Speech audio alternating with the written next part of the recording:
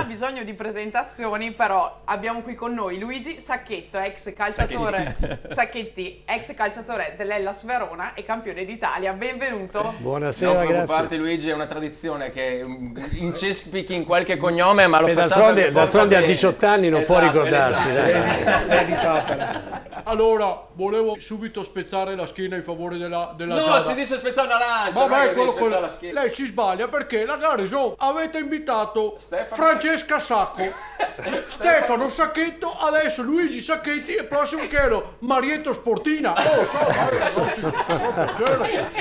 Se all'ascolto c'è Marietto Sportina che ci scriva. Noi avevamo provato sul serio a invitare nella stessa serata Sacco, Sacchetto e Sacchetti. Non voglio pensare che inviti con Bogoni. No! Bogoni, Bogonella, Simesi. No, ma no! Ma scusa Antonio, sai come hai fatto? Quarento, che si è già scritto tutto Sì. quanto. Quindi marcatori, risultato eventuali, espulsi e anche il vincitore della bottiglia Oxigenia. Suslov che aveva problemi di stomaco. Mago, Nicolò Ovviamente. dice problemi di stomaco. Lei ha sentito la conferenza, cosa aveva Suslov? Ma dai Giada, adesso basta coinvolgerlo. Aveva tanto Malox.